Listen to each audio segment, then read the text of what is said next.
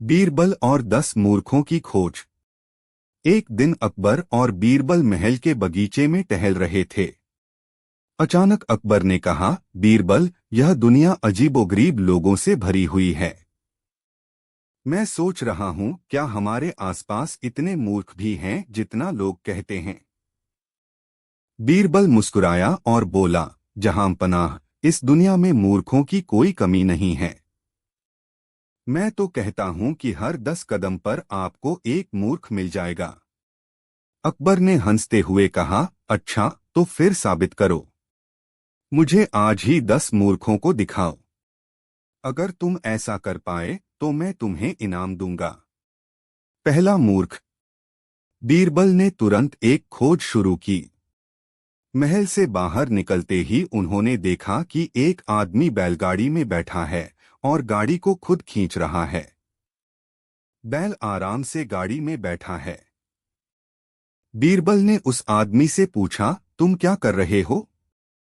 आदमी बोला, बैल थक गया था, इसलिए मैंने उसे गाड़ी में बैठा दिया और खुद खींचने लगा। बीरबल ने अकबर की ओर देखा और कहा, यह रहा पहला मूर्ख। दूसरा मूर्ख। आगे चलते हुए उन्होंने देखा कि एक आदमी पानी में रस्सी डालकर खींच रहा है। बीरबल ने पूछा, यह क्या कर रहे हो? आदमी बोला, मैं अपनी परछाई को पकड़ने की कोशिश कर रहा हूं। बीरबल ने अकबर से कहा, जहांपनाह, यह रहा दूसरा मूर्ख। तीसरा मूर्ख। फिर उन्होंने देखा कि एक व्यक्ति आसमान की ओर ताक रहा था और अपने सिर पर पत्थर रख रहा था। बीरबल ने पूछा, तुम यह क्या कर रहे हो? व्यक्ति बोला, मुझे डर है कि आसमान गिर न जाए, इसलिए इसे रोकने के लिए सिर पर पत्थर रख रहा हूं। बीरबल मुस्कुराया और अकबर को बताया, तीसरा मूर्ख मिल गया। चौथा और पांचवा मूर्ख। थोड़ी दूर जाने पर एक व्यक्ति पके हुए आम के बीज को वापस जमीन में गाड़ रहा था। बीरबल ने पूछा, तुम यह क्या कर रहे हो? आदमी बोला, मैं चाहता हूं कि इस बीज से तुरंत फल लग जाएं। मुझे इंतजार करना पसंद नहीं। बीरबल ने कहा, जहांपनाह, यह चौथा मूर्ख है। वहीं पास में एक और व्यक्ति दीवार पर बैठे बैठे अपनी परछाई से लड़ाई कर रहा था। बीरबल ने कहा, और यह रहा पांचवा मूर्ख। छठा और सातवां मूर्ख। अकबर और बीरबल ने एक आदमी को देखा जो अपनी नाव को बिना पानी के सड़क पर खींच रहा था। बीरबल ने पूछा, तुम यह क्या कर रहे हो? आदमी बोला, मैं नदी की ओर जा रहा हूं। पहले ही नाव तैयार रखनी चाहिए। बीरबल ने अकबर से कहा, यह छठा मूर्ख है। थोड़ी दूर पर एक व्यक्ति अपने सिर पर आग से जलता हुआ लालटेन लेकर चल रहा था। बीरबल ने पूछा, तुम्हारे सिर पर आग क्यों है? आदमी बोला, रात को जल्दी रोशनी चाहिए थी, इसलिए इसे सिर पर रख लिया। बीरबल ने कहा, यह रहा सातवां मूर्ख। आठवां और नौवां मूर्ख। थोड़ी आगे बढ़ते हुए उन्होंने देखा कि एक आदमी अपनी ऊंटगाड़ी को उल्टा खड़ा करने की कोशिश कर रहा था। बीरबल ने पूछा, यह क्या कर रहे हो?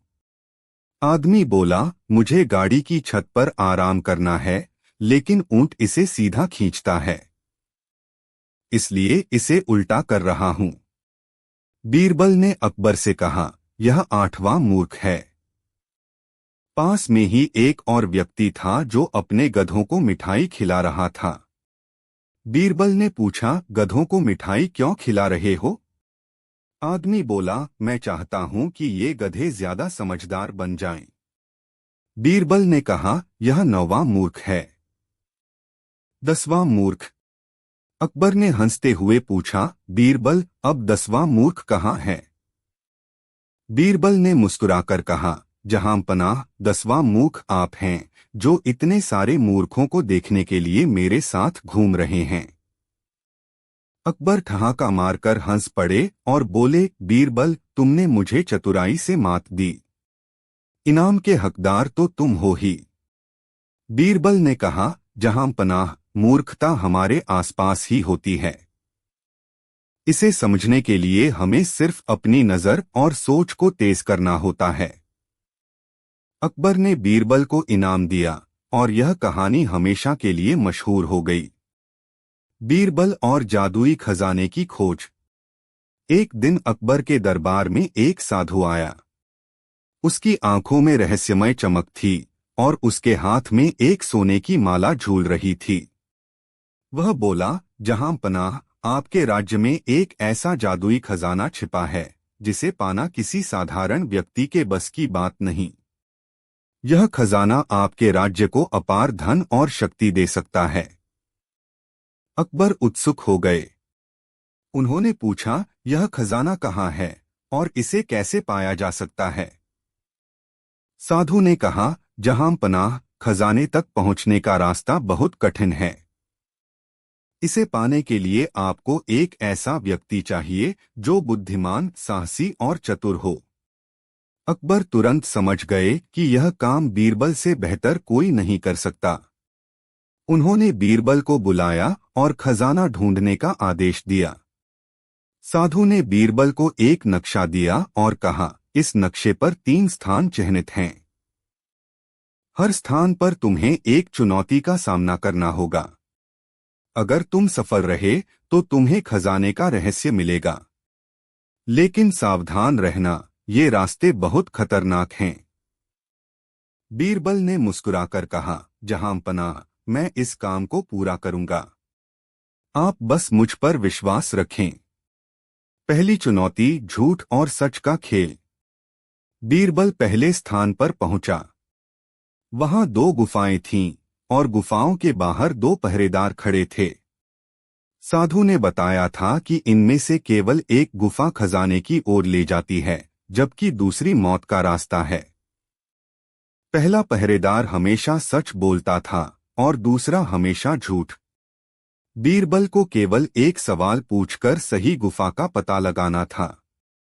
बीरबल ने पहले पहरेदार से पूछा, अगर मैं दूसरे पहरेदार से पूछूं कि सही गुफा कौन सी है, तो वह क्या कहेगा?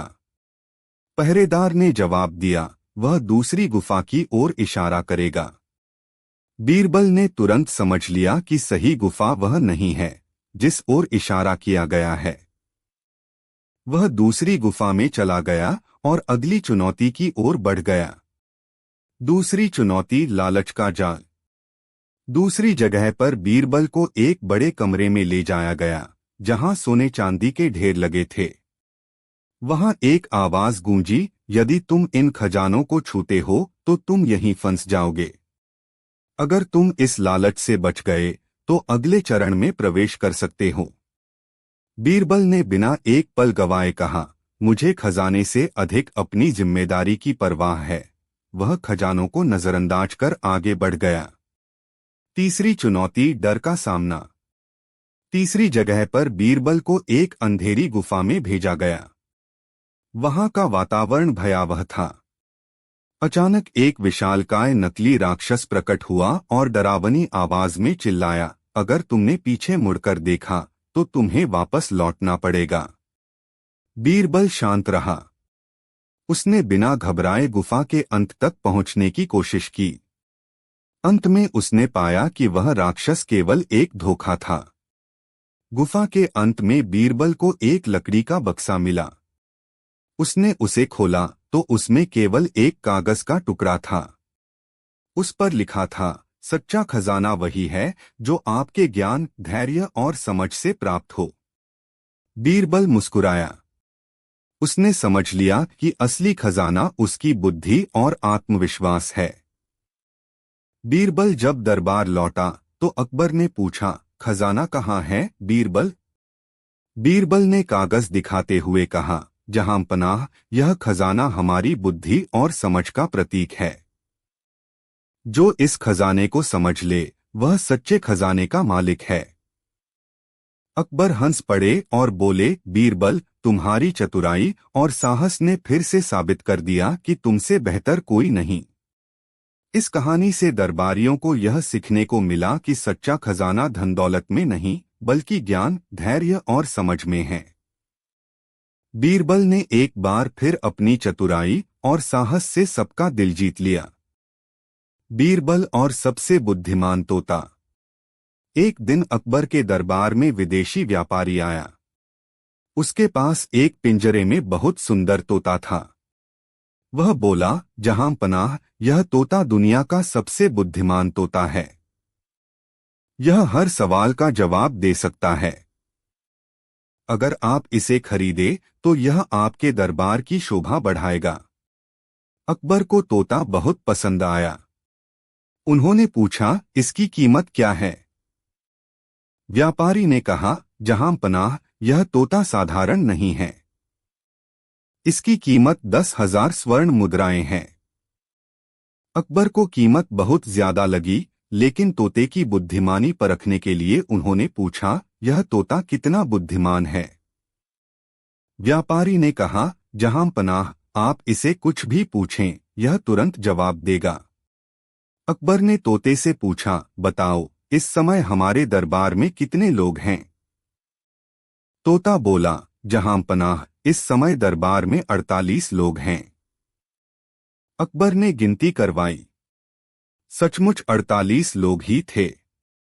फिर उन्होंने और सवाल पूछे और तोते ने हर सवाल का सही जवाब दिया। अकबर तोते से प्रभावित हो गए और 10,000 स्वर्ण मुद्राएं देकर उसे खरीद लिया।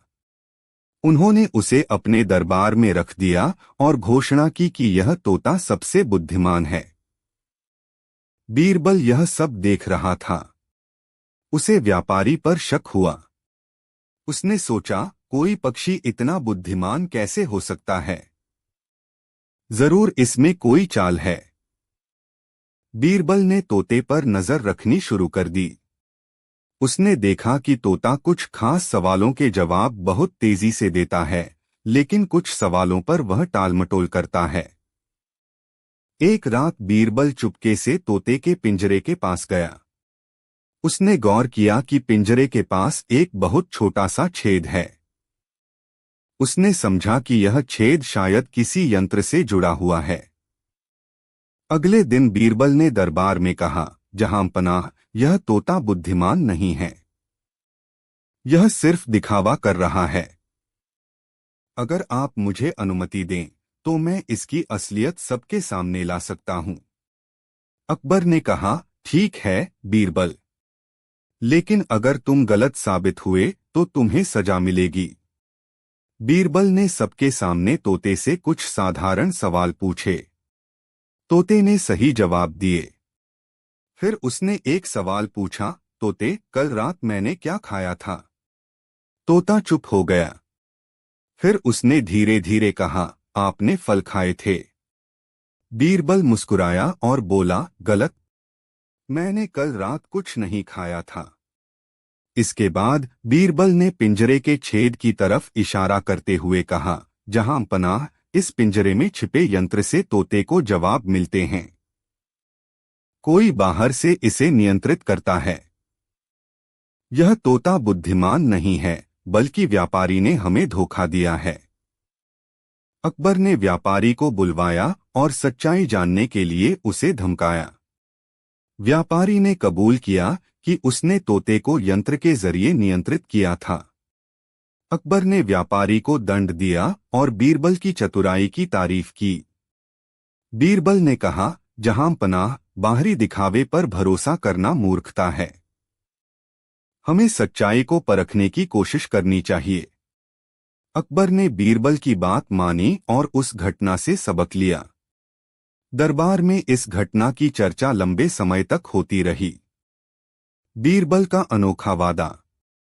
एक दिन अकबर ने दरबार में ऐलान किया, मेरे दरबारियों, जो कोई भी मुझे सबसे बड़ा और अनोखा वादा कर सकता है, उसे मैं इनाम दूंगा।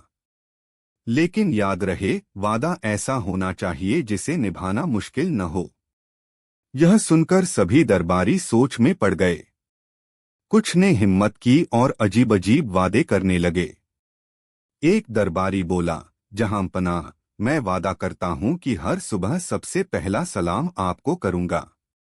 दूसरे ने कहा, मैं वादा करता हूं कि आपकी हर पसंदीदा मिठाई हर समय हाजिर करूंगा। अकबर ने इन वादों को सुना, लेकिन वह प्रभावित नहीं हुए। उन्होंने बीरबल की तरफ देखा और कहा, बीरबल, तुम्हारा वादा क्या है?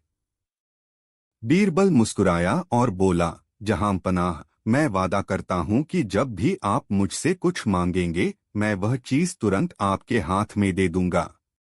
अकबर हैरान रह गए। उन्होंने सोचा, क्या यह वादा सच में निभाया जा सकता है? लेकिन उन्होंने कुछ नहीं कहा और बीरबल के वादे को स्वीकार कर लिया। अगले दिन अकबर ने बीरबल की परीक्षा लेने की ठानी। उन्होंने दरबार में सबके सामने बीरबल से कहा, बीरबल, मुझे अभी एक ऐसा पहाड़ चाहिए जो सोने का बना हो। बीरबल मुस्कुराया और बोला, जहां पनाह, यह लो। उसने अपनी जेब से एक कागज का छोटा सा टुकड़ा निकाला और उस पर लिखा, सोने का पहाड़। फिर अकबर को थमा दिया। दरबार ठहाकों से गूंज उठा। अकबर ने कहा, बीरबल, मैं असली सोने का पहाड़ मांग रहा हूं। यह क्या है? बीरबल बोला, जहां पनाह, अगर आपको असली सोने का पहाड़ चाहिए तो पहले आप मुझे एक ऐसा कुदाल दे जो पहाड़ खोद सके। अकबर मुस्कुराए और समझ गए कि बीरबल ने बात को कैसे पलटा। अकबर ने हार नहीं मानी। उन्होंने बीरबल से कहा, ठीक है, अब मुझे वह दे दो जो मैं सबसे ज्यादा चाहता हूं, चांद। मुझे अभी चांद चाहिए। बीरबल ने एक कटोरा पानी मंगवाया और उसे अकबर के सामने रख दिया। पानी में चांद का प्रतिबिंब दिख रहा था। बीरबल बोला, जहां पनाह, यह रहा आपका चांद। अकबर हंसने लगे और बोले, बीरबल, तुमने सच में कमाल कर दिया। लेकिन अब आखिरी परीक्षा है। अकबर ने गंभीर स्वर में कहा, अब मैं तुमसे मांगता हूं कि मुझे ऐसा व्यक्ति दिखाओ जो पूरी तरह से संतुष्ट हो, जिसे दुनिया में किसी चीज की कमी न हो। बीरबल ने कुछ देर सोचा और कहा, जहां पनाह, ऐसा व्यक्ति अभी दरबार में है। अकबर और दरबारी हैरान हो गए। बीरबल ने दरबार के एक दरबान की तरफ इशारा किया। यह दरबान पूरी तरह संतुष्ट है क्योंकि वह अपनी नौकरी, अपने भोजन और अपनी स्थिति से खुश है। उसे किसी चीज की लालच नहीं है। अकबर हंस पड़े और बोले, बीरबल, तुमने फिर से मुझे चकमा दिया। तुम्हारे वादे ने मेरा दिल जीत लिया। बीरबल ने कहा, जहां पनाह, वादे निभाने के लिए बुद्धि और चतुराई की जरूरत होती है। हर समस्या का हल सही सोच से निकाला जा सकता है। अकबर ने बीरबल को इनाम दिया और दरबार में इस घटना की चर्चा महीनों तक होती रही। बीरबल और सुनहरी नदी का रहस्य। अकबर के शासनकाल में दूर दराज के गांवों से व्यापारी, साधु और अजीब अजीब लोग दरबार में अपनी समस्याएं और कहानियां लेकर आते थे। एक दिन ऐसा ही एक व्यापारी दरबार में पहुंचा। वह बेहद घबराया हुआ था और बार बार पानी मांग रहा था। अकबर ने पूछा, क्या बात है, तुम इतने परेशान क्यों हो? व्यापारी ने हाथ जोड़कर कहा, जहां पनाह, मैं एक छोटे गांव से आता हूं। वहां एक नदी है जो रातों रात सुनहरी हो जाती है। लेकिन यह सुनहरी पानी मेरे जीवन को बर्बाद कर रहा है। कृपया मेरी मदद करें। अकबर हैरान रह गए। उन्होंने पूछा, सुनहरी नदी? यह कैसे संभव है? और यह तुम्हें नुकसान कैसे पहुंचा रही है? व्यापारी ने बताया, जहां पनाह, हर पूर्णिमा की रात नदी का पानी सुनहरी चमक से भर जाता है। लोग मानते हैं कि यह जादुई है और इसके पास जाने से उनकी सारी समस्याएं दूर हो जाएंगी। लेकिन हर बार जब कोई वहां गया तो वह वापस नहीं लौटा। अब पूरा गांव डर में जी रहा है। अकबर ने तुरंत बीरबल को बुलाया और कहा, बीरबल, यह मामला बड़ा अजीब और रहस्यमय लगता है। हमें इस नदी के रहस्य का पता लगाना होगा। बीरबल ने मुस्कुराते हुए कहा, जहां पनाह, यह काम चुनौतीपूर्ण है, लेकिन सच्चाई का पता लगाने के लिए मुझे उस गांव जाना होगा। अगले दिन बीरबल व्यापारी के साथ उस गांव पहुंचा। गांव के लोग बेहद डरे हुए थे। उन्होंने बीरबल को बताया कि सुनहरी पानी के कारण कई लोग गायब हो चुके हैं और अब वहां जाने की कोई हिम्मत नहीं करता। बीरबल ने गांव वालों से कहा, मैं आज रात उस नदी पर जाऊंगा और देखूंगा कि यह सुनहरी चमक कैसे आती है। अगर यह जादू है तो इसे तोड़ूंगा। अगर यह कोई चाल है तो उसे उजागर करूंगा। जैसे जैसे रात गहरी होती गई, गांव के लोग डर के मारे अपने घरों में छिप गए। बीरबल और उसका सहायक नदी के पास पहुंच गए।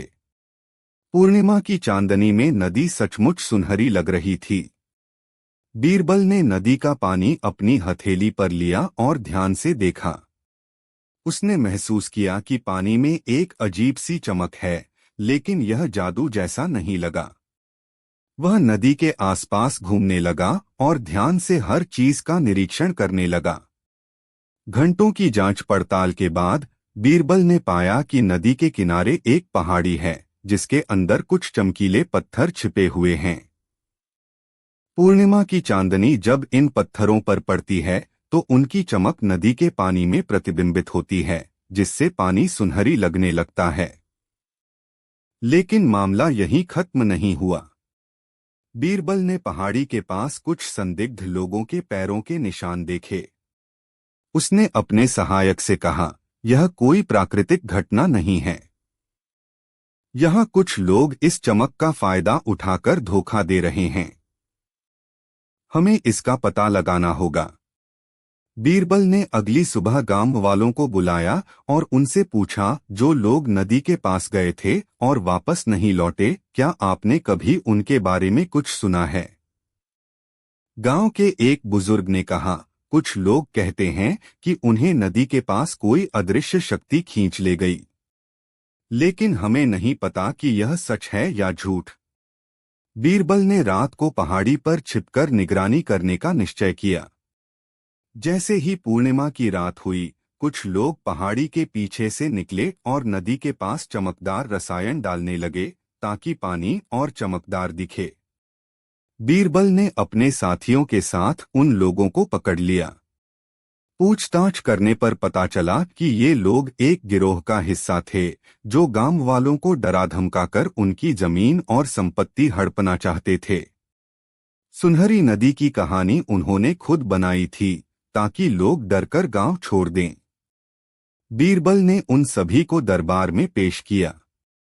अकबर ने सारा सच सुनकर कहा, यह बहुत बड़ी साजिश थी।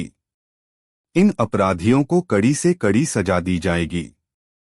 और बीरबल, तुमने एक बार फिर अपनी बुद्धिमानी और साहस से सच को उजागर किया। गांव वालों ने बीरबल का धन्यवाद किया और उनके कहने पर नदी के पास से चमकीले पत्थरों को हटा दिया ताकि भविष्य में कोई इसे लेकर डर न सके। इस घटना के बाद बीरबल की चतुराई और अकबर के न्याय की प्रशंसा पूरे राज्य में हुई। यह कहानी सिखाती है कि सच्चाई कितनी भी छिपी हो, एक बुद्धिमान व्यक्ति उसे उजागर कर सकता है। बीरबल और आधा सच। एक दिन अकबर के दरबार में 3 व्यापारी झगड़ते हुए पहुंचे। तीनों का कहना था कि उनकी समस्या का हल केवल बीरबल ही निकाल सकते हैं।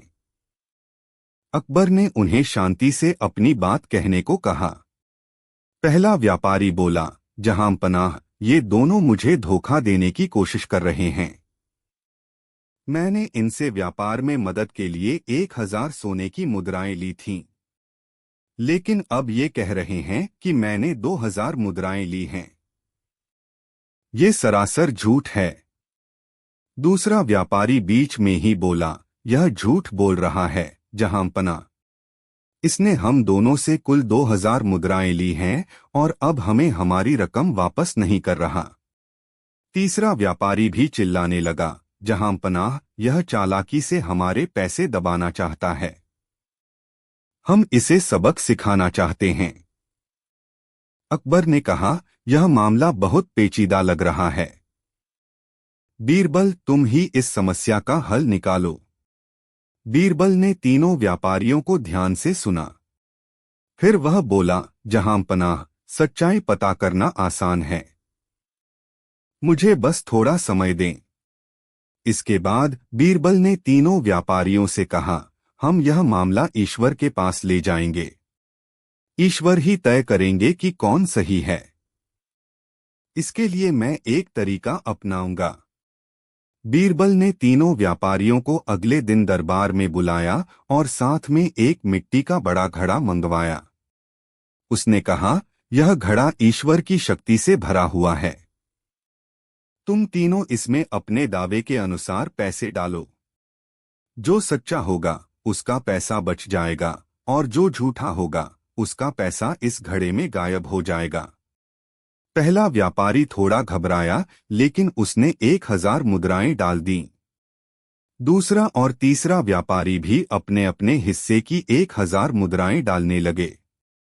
जब तीनों व्यापारियों ने पैसे डाल दिए तो बीरबल ने घड़े को बंद कर दिया और कहा, अब इसे रात भर ईश्वर के पास रखा जाएगा। सुबह सच्चाई सबके सामने होगी। रात को बीरबल ने अकेले में घड़े को खोलकर देखा।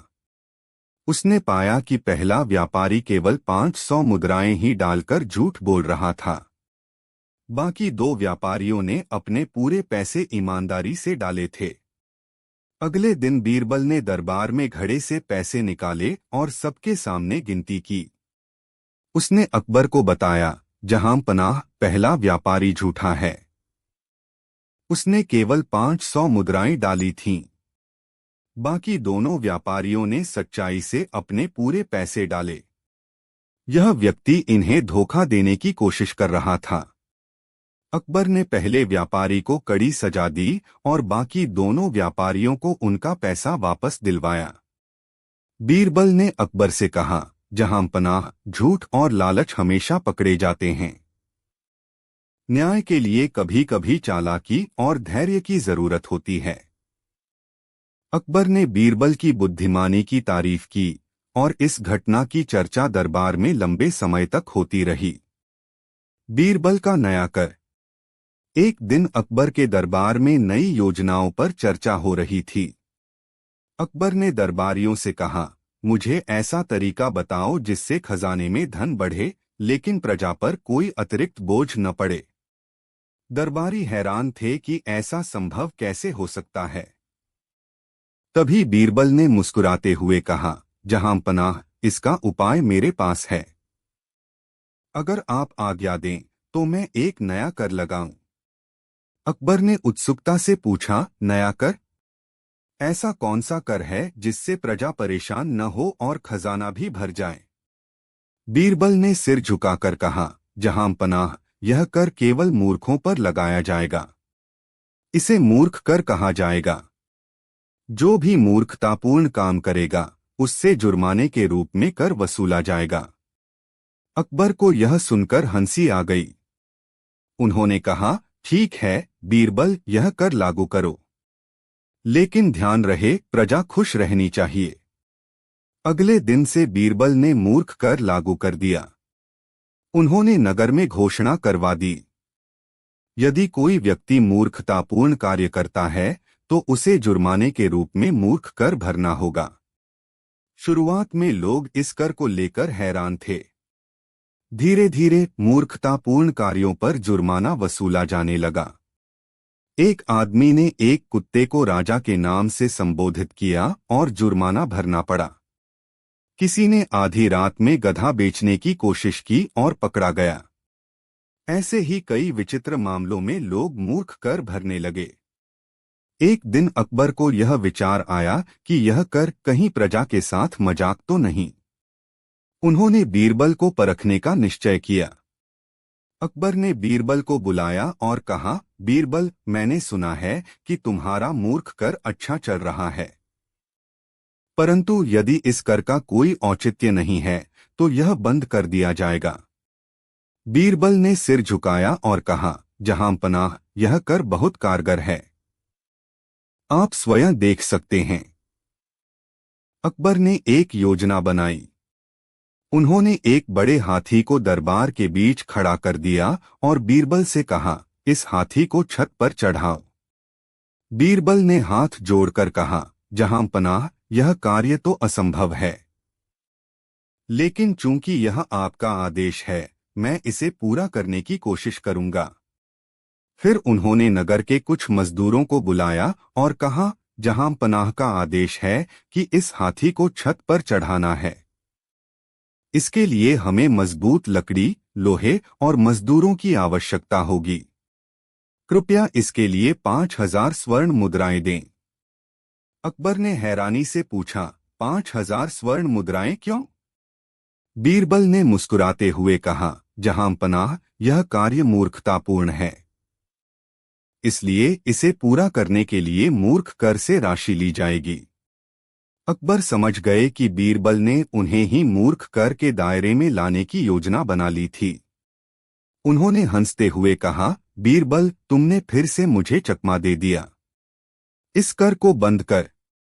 बीरबल ने सिर झुकाकर कहा, जहां पनाह, यह कर केवल यह साबित करने के लिए था कि कभी कभी बुद्धिमान लोग भी मूर्खतापूर्ण कार्य कर सकते हैं। लेकिन हमें उन कार्यों से बचना चाहिए जो बिना सोचे समझे किए जाएं। अकबर ने बीरबल की समझदारी की सराहना की और मूर्ख कर को बंद करवा दिया। लेकिन दरबार में इस घटना का जिक्र वर्षों तक होता रहा। बीरबल और कीमती मोती का रहस्य। एक दिन अकबर के दरबार में एक व्यापारी आया, जो अपनी मालमत्ता से भरी एक बड़ी थैली लेकर आया था। उसने अकबर से कहा, जहां पनाह, मेरे पास सबसे कीमती मोती हैं, जो कभी आपने नहीं देखे होंगे। इनकी कीमत लाखों में है और मैं चाहता हूं कि आप इन्हें देखें और खरीदने का प्रस्ताव दें। अकबर ने व्यापारी को इज्जत दी और उसे कहा, बीरबल, इस व्यापारी की बातों पर ध्यान दो। यह क्या दिखाने आया है? बीरबल ने व्यापारी से पूछा, आपके पास जो मोती हैं, उनका क्या विशेष है? हम जानते हैं कि मोती बहुत महंगे होते हैं, लेकिन कुछ खास होते हैं जो सामान्य मोतियों से अलग होते हैं। व्यापारी ने बड़ी खुशी से कहा, मुझे यकीन है कि ये मोती इतने अद्भुत हैं कि आप इन्हें देखते ही चौंक जाएंगे। मैं आपको इसे दिखाऊंगा, लेकिन पहले यह जानना चाहता हूं कि आप क्या पेशकश करेंगे। अकबर ने कहा, हम इसे बिना देखे किसी मूल्य पर नहीं खरीद सकते। पहले मुझे मोती दिखाइए, फिर हम इस पर विचार करेंगे।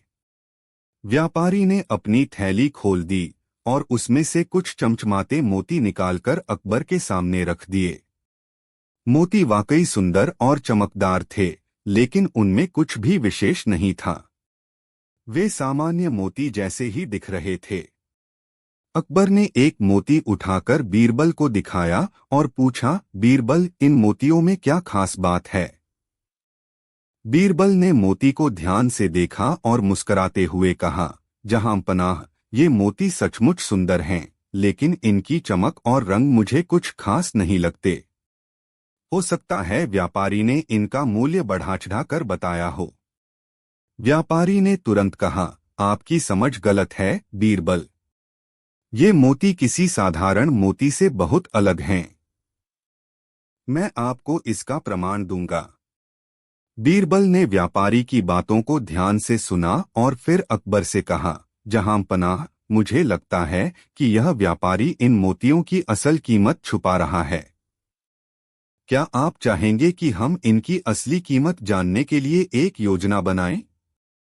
अकबर ने पूछा, क्या योजना है, बीरबल?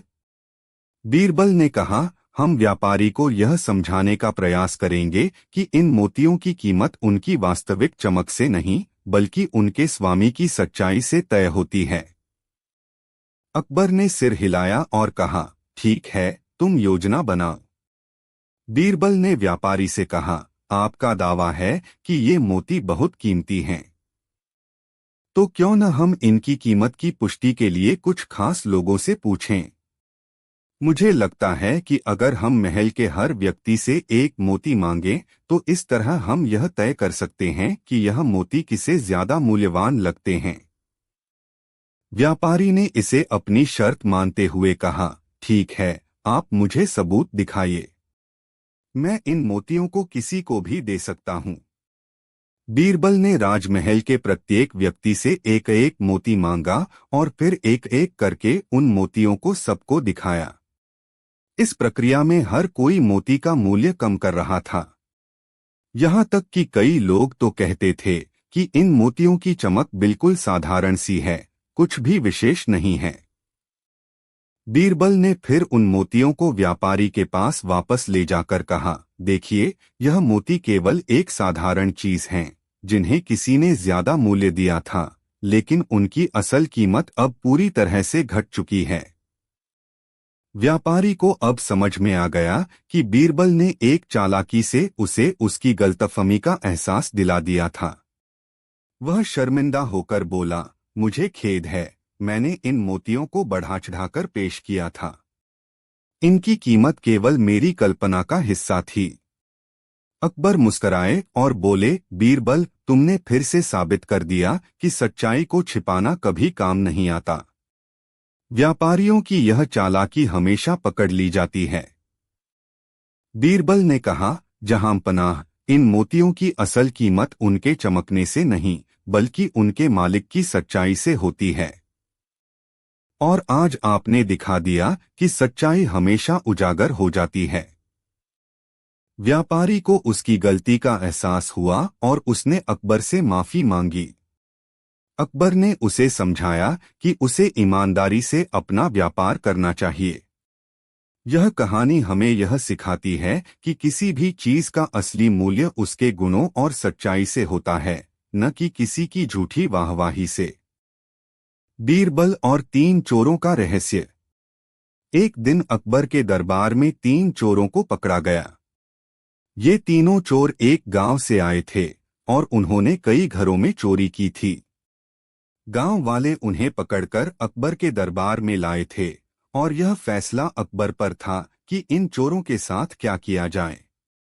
अकबर ने आदेश दिया, इन चोरों को दरबार में लाओ और मुझे यह जानना है कि इनकी चोरी का तरीका क्या था। चोरों को दरबार में लाकर खड़ा किया गया। तीनों चोर गिड़गिड़ा रहे थे और अपनी गलती के लिए माफी मांग रहे थे। अकबर ने बीरबल से पूछा, बीरबल, तुम इस मामले को सुलझाओ। यह समझाओ कि इन चोरों को किस सजा दी जानी चाहिए। बीरबल ने चोरों को देखा और फिर मुस्कुराते हुए अकबर से कहा, जहांपनाह, इन चोरों को सजा देने से पहले हमें यह जानना होगा कि इन्हें किस चीज की कमी थी, जिससे इनकी मंशा गलत रास्ते पर भटक गई। अकबर ने चौंकते हुए कहा, क्या तुम इन चोरों को माफ करोगे, बीरबल? बीरबल ने कहा, मुझे लगता है कि हमें पहले यह समझना चाहिए कि इनके दिल में क्या है। बीरबल ने सबसे पहले चोर से पूछा, तुमने चोरी क्यों की? पहला चोर बोला, जहांपनाह, मैं गरीब था और अपने परिवार का पालन पोषण करने के लिए मुझे चोरी करनी पड़ी। मुझे किसी और रास्ते का पता नहीं चला। बीरबल ने दूसरे चोर से पूछा, तुमने क्यों चोरी की? दूसरा चोर बोला, मैंने इसे एक आदत बना लिया था। मेरे दोस्त मुझे बताते थे कि इस तरह पैसे मिलते हैं और मैंने इसे गलत समझा। अब मुझे एहसास हुआ कि यह गलत था। फिर बीरबल ने तीसरे चोर से पूछा, तुमने क्यों चोरी की? तीसरा चोर बोला, जहांपनाह, मैं चाहतों और मोह में फंस गया था। मुझे लालच आ गया था। मैं सोचता था कि अगर मैं यह करता हूं तो मैं अमीर बन सकता हूं, लेकिन अब मुझे यह समझ में आया कि मेरी यह गलती थी। बीरबल ने सभी चोरों की बातें सुनने के बाद अकबर से कहा, जहांपनाह, इन चोरों के दिल में पछतावा है और यह समझ चुके हैं कि उन्होंने गलत किया। अब इन्हें सजा देने की बजाय हमें इन्हें एक अच्छा रास्ता दिखाना चाहिए। अकबर ने पूछा, तुम्हारे मन में क्या है, बीरबल? बीरबल ने कहा, हम इन चोरों को एक और मौका देंगे, लेकिन इस बार उन्हें कुछ खास कार्य करना होगा, जिससे वे अपनी गलती को सुधार सकें और समाज में अपनी जगह पा सकें। अकबर ने सहमति जताई, ठीक है, बीरबल। तुम क्या योजना बनाते हो? बीरबल ने चोरों से कहा, तुम तीनों को आज से एक काम सौंपा जाएगा। तुम तीनों को एक एक गांव में काम करने भेजा जाएगा और वहां पर तुम गरीबों के लिए काम करोगे। हर दिन तुम कुछ न कुछ अच्छा काम करेंगे और हर महीने की शुरुआत में तुम मुझे एक रिपोर्ट दोगे कि तुमने किस तरह की मदद की है। चोरों ने कृतज्ञता से सिर झुकाया और कहा, धन्यवाद बीरबल जी। हम अब अपनी गलती को सुधारने के लिए हर संभव प्रयास करेंगे। कई महीनों बाद बीरबल ने चोरों से रिपोर्ट ली। पहले चोर ने बताया कि उसने गांव के बच्चों को शिक्षा देने के लिए एक स्कूल खोला और गरीबों को राशन बांटा। दूसरा चोर कहता था कि उसने कई परिवारों के लिए रोजगार के अवसर प्रदान किए और उनकी जिंदगी में सुधार लाने का प्रयास किया। तीसरे चोर ने बताया कि उसने किसानों की मदद की और उनके लिए नए तरीके अपनाए जिससे उनकी फसलें ज्यादा हो सकें। बीरबल ने अकबर से कहा, जहां पनाह, इन तीनों ने अपनी गलती को सुधारने के लिए दिल से काम किया है। अब इन्हें समाज का एक अच्छा हिस्सा बनाना चाहिए। अकबर ने बीरबल की बातों से सहमति जताई और चोरों को रिहा कर दिया। उन्होंने कहा, इन तीनों ने अपनी गलती को सुधारा है और अब वे समाज में अच्छे काम कर रहे हैं। हमें इनसे सीखना चाहिए कि कभी भी हम किसी गलत रास्ते पर ना चलें और अगर हम गलती करें तो उसे सुधारने की कोशिश करें। यह कहानी हमें यह सिखाती है कि एक व्यक्ति की गलती को सुधारने के लिए केवल सजा नहीं, बल्कि सही मार्गदर्शन और अवसर की आवश्यकता होती है। बीरबल ने अपनी समझदारी से यह सिद्ध कर दिया कि सही मार्ग पर चलने का अवसर सबको मिलना चाहिए और अगर कोई सच में अपने कर्मों का पछतावा करता है तो उसे अपनी गलती सुधारने का मौका जरूर मिलना चाहिए। बीरबल और सच्चा ज्ञान का रहस्य। एक दिन अकबर के दरबार में एक ऐसे व्यक्ति का आगमन हुआ जो खुद को अत्यधिक बुद्धिमान और ज्ञानवान बताता था। वह दावा कर रहा था कि वह संसार के हर प्रश्न का उत्तर जानता है और उसकी बुद्धिमानी के सामने सभी अन्य लोग कुछ भी नहीं हैं। वह व्यक्ति अकबर के सामने खड़ा हो गया और कहा, जहां पनाह, मैं इस पृथ्वी का सबसे ज्ञानी व्यक्ति हूँ। मुझे किसी भी सवाल का जवाब देना आंसर है और मेरे ज्ञान के मुकाबले कोई भी ज्ञान छोटा है। अकबर ने उस व्यक्ति को हैरान होकर देखा और कहा, अगर तुम सच में इतने ज्ञानी हो तो तुम हमारे दरबार में क्यों आए हो?